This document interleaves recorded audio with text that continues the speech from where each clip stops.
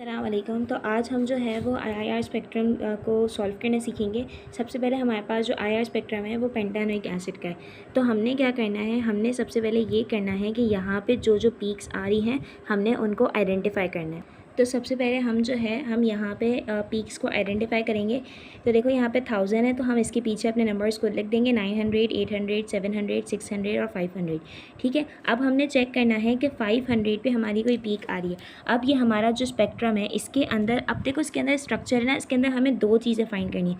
सबसे पहले तो हमारा OH, हमारा एक इसके अंदर जो फंक्शनल ग्रुप है वो है कार्बोक्सिलिक एसिड, और दूसरा फंक्शनल ग्रुप है हमारे पास अल्काइल चेन। ठीक है, तो हमें कार्बोक्सिलिक एसिड देखना है या तो फिर अल्काइल चेन देखनी है। और हम जो है इसके अंदर हम देखेंगे कि यहाँ पे एक हमारी पीक आ रही है 600 के करीब। तो अब देखो 600 में हमारे पास जो आईआर स्पेक्ट्रम है उसमें 600 के करीब ये है, लेकिन हमारा जो कंपाउंड है वो अल्काइन है नहीं है। तो इसका मतलब ये वाली पीक को जो है वो हम छोड़ देंगे। सही है, उसकी वाली पीक को हमने छोड़ दिया। फिर उसके बाद नेक्स्ट वाली पीक पे आएंगे तो ये वाली पीक जो है ये हमारी 700 के करीब आ रही है। ठीक है, तो अब देखो हमारे पास यहाँ पे ये मैंने पूरा सॉल्व किया हुआ है कि हमारे फंक्शनल ग्रुप यहाँ पे दो थे, कार्बोक्सिलिक एसिड और उसके अलावा अल्केन्स। उसके अलावा हमारे पास स्पेक्ट्रल रीजन कांस्टेंट होता है कि अगर 667 से 1500 तक फिंगरप्रिंट रीजन होता है और 4000 से 1500 तक जो है वो ग्रुप फ्रीक्वेंसी रीजन या फंक्शनल ग्रुप रीजन होता है। यहाँ पर हम जो भी फ्रीक्वेंसी लिखते हैं वो उल्टे लिखते हैं, मतलब कि हम हमेशा बड़ा पहले लिखेंगे, बड़े से छोटे में जाएंगे। सही, ये हमारा जो है वो इस स्पेक्ट्रम का है। अब उसके बाद हम इसकी पीक ऑब्जर्व करेंगे। अब मैंने बताया कि हमारी 500 पे तो पीक नहीं आ रही। अब पहली पीक हमारी 600 पे भी नहीं आ रही, 500 पे भी नहीं आ रही, 600 पे नहीं आ रही। अब देखो 700 पे हमारी एक पीक आ रही है, यहाँ से हम लेके जाएंगे तो ये वाली जो CH ड्रॉप वाली पीक है ना, जो मैंने सर्कल किया हुआ है, ये हमारी एक पीक आ रही है। अब हम अपना ग्राफ देखते हैं। ग्राफ के अंदर देखो यहाँ पे 720 से 725 CH ड्रॉप है, अल्केन है, मतलब कि हमें अल्केन भी चाहिए था, 700 की पीक चाहिए थी। तो हमारा यहाँ पे एक पीक हो गई 725 से 720 मीडियम CH ड्रॉप, मतलब अल्केन की बात आ गई। उसके बाद हम नेक्स्ट पीक देखेंगे। नेक्स्ट पीक हमारी जो है इसके आगे आ रही है ये वाली OH बैंड, ये हमारी 900 के करीब करीब आ रही है। तो ये यहाँ पे 9, अब हम इसको ग्राफ के अंदर देखेंगे। ग्राफ के अंदर देखो, ग्राफ के अंदर 900 के अंदर तीन पीक्स हैं। एक है हमारे पास एरोमेटिक, एक है 2 डिग्री अमाइन और एक है कार्बोक्सिलिक एसिड। हमारा काम किससे है, कार्बोक्सिलिक एसिड है, तो हम इसी की सीक्वेंस में देखेंगे। तो 910 से 950, तो हमारी जो दूसरी पीक है वो हमने 910 से 915 तक देखी। उसके बाद हम तीसरे ग्राफ पे जाएंगे। ग्राफ पे देखो, अब उसके बाद हम 1000 पे चेक करेंगे। 1000 पे हमारे पास आ रहा है CO स्ट्रेच। तो अब देखो 1000 है, 1000 एक यहाँ पे भी है, एक यहाँ पे भी है। यहाँ पे एलिफेटिक अमाइन है, हमारा एलिफेटिक अमाइन से कोई ताल्लुक नहीं है, अल्काइल हैलाइड से कोई ताल्लुक नहीं है, हमारा इस कार्बोक्सिलिक एसिड से ताल्लुक है। तो इसकी सीक्वेंस में देखो ये वाली 1000 वाली पीक आ रही है। सही, CO स्ट्रेच 1320 से 1000, तो हमने यहाँ पे यही लिख दिया 1300 से 1000 स्ट्रॉन्ग और CO स्ट्रेच। उसके बाद हमारी ये 1000 वाली हमने सेलेक्ट कर ली, 1000 वाली ये हो गया। उसके बाद हम नेक्स्ट पीक ऑब्जर्व करते हैं। 1000 है, 1000 के बाद ये वाली पीक आ रही है, ये हमारी जो है 1300 के करीब करीब आ रही है। तो 1300 के करीब करीब हमारे पास यहाँ पे देखो, यहाँ पे हमारा कार्बोक्सिलिक एसिड हो गया, अमाइन से हमारा काम नहीं है, नाइट्रो कंपाउंड से हमारा काम नहीं है। अब हमारा इन अल्केन से काम है। इन अल्केन पे 1300 पे हमारी ये वाली पीक आ रही है, 1370 से 1350 CH ड्रॉप अल्केन। तो 1370 से 1350 मीडियम CH ड्रॉप, तो ये हो गया। उसके बाद हम थोड़ा सा आगे आएंगे, ये 1300 वाली हो गई। अब ये 1400 वाली, क्योंकि 1400 पे भी हमारे पास अल्केन लिखा था ना, तो 1400 से 1470 CH बैंड अल्केन। तो यहाँ पे 1470 से 1450 मीडियम CH बैंड। हमारा अल्केन तक तो सब सही चला है। ठीक है, यहाँ तक हमारी पीक आ गई। उसके बाद यहाँ पे देखो, यहाँ पे भी एक पीक आ रही है हमारी 1700 से थोड़ा सा आगे, 1800 से थोड़ा सा पहले और 1700 से थोड़ा सा आगे। तो अब हमारा यहाँ पे अल्केन हो गया, अल्केन हो गया। अब यहाँ पे हम जाते हैं इस वाले पे। सही, ये हमारा अनसैचुरेटेड से कोई काम नहीं है, सैचुरेटेड है। सैचुरेटेड एलिफेटिक का मतलब होता है कि हमारे पास सिंगल बॉन्ड है और अल्काइल चेन है, तो हमारा सैचुरेटेड एलिफेटिक से काम है। तो अब देखो सैचुरेटेड एलिफेटिक इधर भी है, सैचुरेटेड एलिफेटिक इधर भी है, सैचुरेटेड एलिफेटिक इधर भी है। सही है, तो हमने इसको क्या किया, हमने इसको लिख दिया 1760 से 1715, मतलब यहाँ पे भी हमारा है, यहाँ पे भी। तो हमारा देखो यहाँ पे 1750 आ रहा है और यहाँ पे 1760 आ रहा है। ये कार्बोक्सिलिक एसिड कार्बोनाइल्स तक हमारा सारा काम स्ट्रॉन्ग आए 1760 तक, तो हमने इन दोनों को मिला दिया क्योंकि यहाँ पे भी था, यहाँ पे भी था, ये भी था, ये भी था, ये भी था, ये भी था, 4 चीज़ों को हमने मिला दिया। तो 1750 से लेके हमने 1760 तक ये लिख दिया। तो 1760 से 1715 स्ट्रॉन्ग कार्बोनाइल स्ट्रेच। उसके बाद हमारा यहाँ पे काम हो गया। अब उसके बाद ये वाला काम हमने कर लिया। अब हमारी इस पे पीक आती है। अब ये देखो, ये 2800 के करीब आ रही है और 3000 करीब आ रही है, तो ये हमारी सेम पीक के अंदर आ रही है।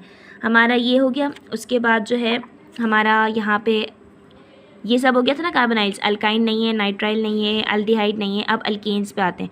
अल्केन्स पे देखो 3000 से 2850 तक हमारे पास एक पीक आ रही है। तो हमारी 3000 पे भी एक पीक है और 28 मतलब ये दोनों हमारे पास एक ही पीक है, तो मैंने दोनों में इसलिए सी एच स्ट्रेस लिख दिया।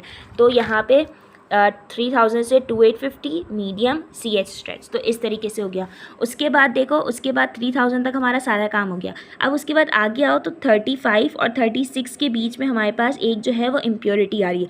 ठीक है, अब देखो 35 से 36 में हमारे पास क्या आ रहा है, अल्कोहल और फिनॉल्स आ रहे हैं। ठीक है, हमारा काम अल्कोहल और फिनॉल से नहीं है, हमारा काम जो है वो कार्बोक्सिलिक एसिड से है। ठीक है, कार्बोक्सिलिक एसिड से हमारे स्ट्रक्चर में कार्बोक्सिलिक एसिड होना चाहिए या तो अल्केन होना चाहिए, लेकिन यहाँ पे हमारे पास अल्कोहल आ रहा है, अल्कोहल से हमारा काम नहीं है। तो इस चीज़ को हम क्या करेंगे, इम्प्योरिटी काउंट करेंगे। इस इम्प्योरिटी को देख लो, हमारे पास जो इम्प्योरिटी आ रही है वो आ रही है 3600 पे। तो पीक, अच्छा ये हमारी ऑब्जर्व पीक हो गई। अब पीक असाइनमेंट कैसे करेंगे, अब यहाँ पे मल्टीपल पीक्स आ रही है। मल्टीपल पीक्स देखो, यहाँ से पीक शुरू हुई है, आना शुरू हुई है, मल्टीपल बहुत सारी पीक्स आ रही हैं, बहुत सारी पीक्स आ रही है और यहाँ तक एंड ही है। तो यहाँ से लेके हमारी यहाँ से स्टार्ट हुई, देखो यहाँ से स्टार्ट हो रही है, आए जा रही, आए जा रही, आई जा रही है। तो जहाँ पे बिल्कुल प्रॉपर आ जाएगी वहाँ से लेके स्टार्टिंग तक हमने जो है उसको काउंट करने में। देखो यहाँ पे 1700 से लेके 720 तक हमारा जो कंपाउंड था, तो हमारे पास जो है 1700 पे ये वाला है, सही, यहाँ से 1700, यहाँ से 720, तो हम लिखेंगे 1760 टिल 720। तो मैंने ये मल्टीपल पीक्स ऑब्जर्व अराउंड ये। ठीक है, अब उसके बाद शार्प पीक। तो अब देखो यहाँ पे हमारे पास जो है वो एक आ रही है स्ट्रॉन्ग पीक, तो हमने इसको शार्प कर दिया, शार्प पीक ऑब्जर्व अराउंड, फिर हमने पूरा ये लिख दिया 1760 से 1765। एक हमने कार्बोक्सिलिक एसिड का लिखना है, एक जो है हमने जो हमारे पास फंक्शनल ग्रुप है ना, कार्बोक्सिलिक एसिड, एक अल्केन है, एक हमने जो शार्प पीक लिखनी है वो कार्बोक्सिलिक एसिड की लिखनी है और एक पीक जो है वो अल्केन की लिखनी है और एक पीक मल्टीपल पीक्स की लिखनी है। तो मल्टीपल पीक की हो गई। अब इन दोनों की पीक बची है, तो एक शार्प पीक ऑब्जर्व अराउंड ये वाली लिख देंगे क्योंकि ये CO स्ट्रेच का है, एक हमने ये वाली लिख दी CS स्ट्रेच, तो इसे ऑब्जर्व अराउंड दिस। फिर इम्प्योरिटीज़ का मैंने बता दिया, यहाँ पे हमारे पास इम्प्योरिटी आ रही है तो 3600 पे any explain period outside these ranges 3600, तो ये क्या है, ये इंडिकेट कर रहा है इम्प्योरिटी। इसी तरह हमारे पास हर स्ट्रक्चर में होगा, हर स्ट्रक्चर में जिसका जो है वो हम चेक करेंगे। जैसे ये वाला पूरा स्ट्रक्चर है, यहाँ पे हमारे पास कोई पीक नहीं आ रही तो हमने इसको इम्प्योरिटी काउंट कर लिया। उसके बाद नेक्स्ट स्ट्रक्चर में चलो, तो नेक्स्ट स्ट्रक्चर में यहाँ पे हमारे पास एक बिल्कुल बैंड बन रहा है, पीक नहीं आ रही, सही है, तो ये हमारे पास यहाँ पे एरोमेटिक की आती है, मतलब 3000 से हमारे पास 3000 से अबव जो है वो एरोमेटिक रिंग आती है, तो ये हमारे पास इंडिकेट करे इम्प्योरिटी। यहाँ पे ये वाला पार्ट इम्प्योरिटी है, ये वाला पार्ट इम्प्योरिटी है। मैं PDF अटैच कर दूँगी तो उसके अंदर देख लेना, नीचे कमेंट्स के अंदर PDF अटैच होगा, सही। यहाँ पे ये वाली इम्प्योरिटी है। अच्छा, हमारे पास जो है इसके अंदर क्वेश्चन लिखा हुआ है which of these molecules to the best correspond. तो देखो जो हमारे पास शार्प होगा या ब्रॉड होगा, एक साथ होगा ना शार्प और ब्रॉड, तो वो हमारे पास क्या होगा, वो होगा द बेस्ट। अब यहाँ पे हमारा ये कौन सा स्ट्रक्चर है, आइसोप्रीनॉल, ये मैंने हेक्सानोइक एसिड हो गया, ये एसिटामाइनोफेन, सब बिल्कुल सेम उसी तरीके से ही होगा। स्टेप 1 में फंक्शनल ग्रुप लिखेंगे, स्टेप 2 में ये लिखेंगे। अब देखो आइसोप्रीनॉल है, आइसोप्रीनॉल में स्ट्रॉन्ग और ब्रॉड, स्ट्रॉन्ग ब्रॉड और शार्प दोनों आया हुआ है, सही है। तो हमारे पास बेस्ट जो है ना वो ये दोनों भी हो सकते हैं, बेस्ट स्ट्रॉन्ग के साथ कोई भी चीज़ हो वो हो सकते हैं। अब हमें देखना है कि इसके अंदर शार्प पीक कौन सी आ रही है। अब शार्प पीक देख लो, एक 3500 पे और एक 3600 पे, सही है। तो ये देखो हमारे पास जो 3200 वाली पीक आ रही है ना, ये वाली पीक बहुत शार्प है, सही है, लेकिन जो 3600 वाली है वो बहुत छोटी सी है।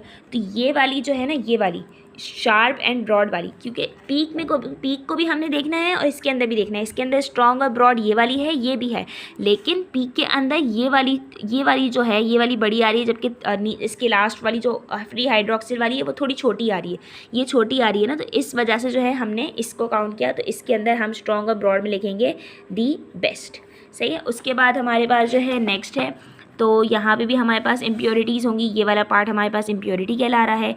इसके अंदर जो है ये वाला पार्ट इम्प्योरिटी है, ये वाला पार्ट हमने इसको काउंट कर लेना है। जैसे यहाँ पे जो है वो हमारे पास 2000 से 1500 तक इम्प्योरिटी आई थी, यहाँ पे 1300 से 800, यहाँ पे 1300 से यहाँ पे काउंट करेंगे 1500, 1400, 1300, तो 1300 से 800 तक इम्प्योरिटी आ रही थी। तो इस तरीके से उसके बाद हमारे पास ये वाले जो स्ट्रक्चर है ना, ये वाले स्ट्रक्चर हमारे पास बहुत आसान है। इसके अंदर हमने सिर्फ क्या करना है, इसके अंदर ये नंबर्स हैं, इस नंबर्स को जो है ना हमने अपने उसके IR के चार्ट में देखना है।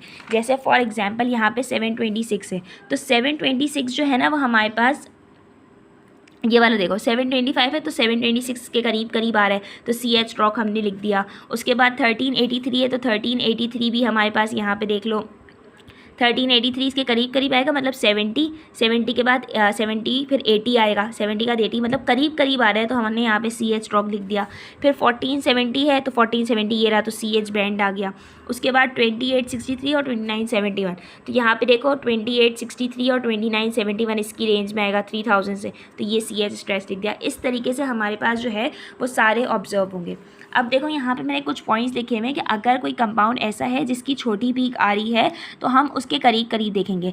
हेक्सानोइक एसिड में 1419, अब हेक्सानोइक एसिड है ना, ये रहा हेक्सानोइक एसिड, इसके अंदर हमारे पास पूछा हुआ है 1419, ठीक है 1419 पूछा हुआ है, और हमारे पास स्पेक्ट्रा में 1300 से 1350 है।